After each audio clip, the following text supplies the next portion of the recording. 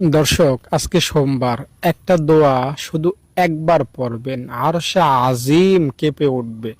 এই সাত আসমান, সাত জমিন, পাহাড়, পর্বত, গ্রহ, নক্ষত্র, সাত আসমানে থাকা সব ফেরেশতা আপনার জন্য দোয়া করবে। দোয়াটা আমি আপনাদেরকে এখন বলছি, তা হলো লা ইলাহা ইল্লাল্লাহ। একদম সিম্পল, সাধারণ দোয়া।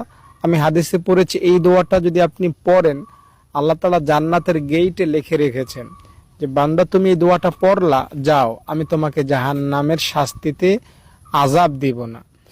হাদিসে এরকমও কথা পাওয়া যায়, আপনি শুনলে অবাক না হয়ে পারবেন না। আপনি আমাকে মিথ্যুক বলবেন, না হয় আজীব হয়ে যাবেন, অনেক বেশি শক হয়ে যাবেন।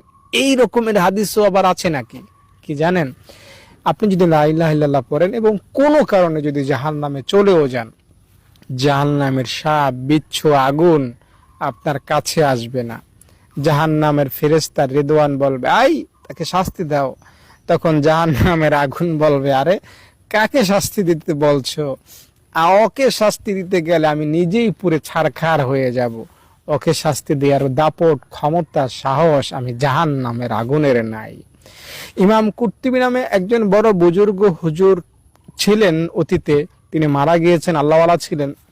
তিনি বলেছেন যে জাহান্নামীরা যারা লা ইলাহা ইল্লাল্লাহ পড়বে, তাদেরকে আল্লাহ তাআলা একটা সময় ঘুম পাড়ায় দিবেন। ঘুমের মধ্যে জাহান্নামের কোটি কোটি বছরের শাস্তি কমপ্লিট করাইয়া তাদেরকে একটা সময় জান্নাতে ঢুকায় দিবেন। অনেকটা ডাক্তার যেমন অপারেশন করে, ওপেন হার্ট সার্জারি করে, সিজার করে, রোগী কোনো টেরও পায় না। তো জাহান্নামীরাও ওইভাবে থাকবে, যারা লা ইলাহা ইল্লাল্লাহ পড়বে, জাহান্নামের শাস্তি ধ্বংস হবে কিন্তু তারা কোনো টের পাবে না।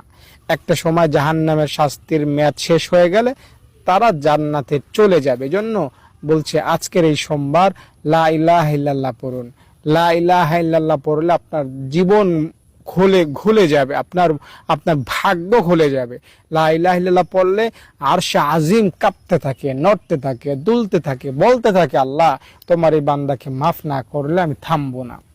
আল্লাহ তাআলা তখন আরশের সুপারিশের কারণে, অনুরোধের কারণে আপনাকে মাফ করে দেন। এভাবে সাত আসমান, সাত জমিন সবাই মিলে আপনার জন্য ইনশাআল্লাহ দোয়া করবে আল্লাহ তাআলার কাছে। আপনি যদি লা ইলাহা ইল্লাল্লাহ পড়েন এবং আপনি যদি দুরূদ শরীফ পড়তে পারেন, আল্লাহ তাআলাকে সব ফেরেশতা মিলে অনুরোধ করবে, আল্লাহ তোমার এই বান্দাকে যে কোনো মূল্যে মাফ করে দাও। ভাই বোন, বন্ধু, দর্শক শ্রোতা, আপনাদের কাছে অনুরোধ করছি, দুরূদ শরীফ পড়বেন, লা ইলাহা ইল্লাল্লাহ পড়বেন। গুনাহের চ্যাপ্টার ধুয়ে মুছে সাফ হয়ে যাবে ইনশাআল্লাহ। ভিডিওটি ভালো লাগলে লাইক করেন, কমেন্টে আমিন লেখেন।